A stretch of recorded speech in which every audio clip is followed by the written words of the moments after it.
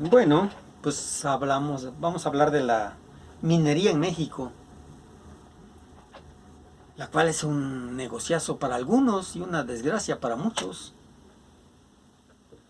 Existen alrededor de 25.267 concesiones otorgadas a empresas mineras, de las cuales el 93% son extranjeras, o sea, 23.498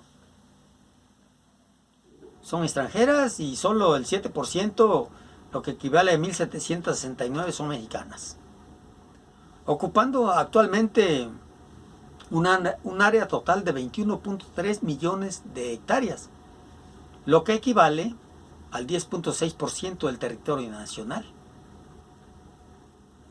Pero antes estas concesiones ocupaban 117 millones de hectáreas, lo que equivale casi a la mitad del territorio nacional. Tan solo en el sexenio de Ernesto Zedillo se entregaron 34.6 millones de hectáreas, con Vicente Fox 24.9 y con Felipe Calderón 35.5 millones de hectáreas. El 75% de estas son de tajo a cielo abierto y el 25% subterráneas, consumiendo grandes cantidades de explosivos y volumen de agua. Pero que además el 99.99% no cuenta con instalaciones adecuadas. Y la mayor afectación por la contaminación que estas producen son los mantos freáticos, el agua, el suelo, el aire, afectando directamente a los trabajadores y personas aledañas, ganado, pesca, fauna, flora, etcétera, etcétera. Casos relevantes y lamentables, mencionando uno de ellos, como el que ocurrió en la mina de Pasta de Conchos el 19 de febrero del 2006, dejando 65 muertos. Y siendo líder sindical Napoleón Gómez Urrutia, no sé si lo recuerden, a quien se le acusó de fraude por 55 millones de dólares, y que mejor huyó a Canadá y ahora está en el partido Morena como legislador plurinominal, porque no se ha hecho una clara investigación sobre él o los implicados a fin de esclarecer y satisfacer las inconformidades y necesidades de los trabajadores mineros y sus familias. Todos estos permisos se entregaron cuando gobernaba el PRI y el PAN y fueron avalados por funcionarios que algunos aún siguen trabajando en el sector público. ¿Y qué sanciones han recibido por estos actos de corrupción y traición a la patria? Pero que además se entregaron 1.609 permisos para la explotación en zonas protegidas. Y los pseudoambientalistas conservadores no dijeron nada. Pero eso sí, en la construcción del Tren Maya y el aeropuerto Felipe Ángeles, ¿cuántos amparos le han llovido?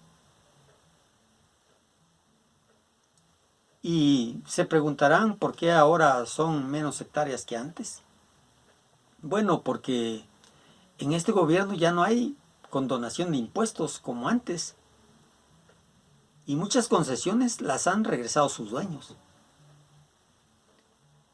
Anteriormente, toda esta explotación, estas minas, eran de la nación. Pero se fueron entregando sexenio tras sexenio a particulares. Tan solo en el 2006, esta producción minera fue de alrededor de 417.000 millones de pesos. Y la pobreza para los pobladores de estas regiones, de estas zonas, fue de mal en peor. Muchos fueron despojados de sus tierras, otros encarcelados y algunos muertos. Y los legisladores que se dicen defensores de la democracia y son los que hacen las leyes, ¿dónde estuvieron? a quienes defendieron y a quienes beneficiaron. En el año 2015, el gobierno otorgó 99 concesiones en Chiapas nada más, con vigencia hasta el año 2050 y 2060. Y esto equivale a 1.057.081 hectáreas ubicadas en 129 municipios de este estado. Y cuando los pobladores se manifiestan en contra de las empresas, estas cierran temporalmente y reinician con otros nombres, argumentando que ellos no sabían nada. Y de acuerdo a los artículos 262 y 263 de la ley minera, el pago que las empresas tienen que hacer semestralmente por la concesión de 1 hectárea es de 5.91 pesos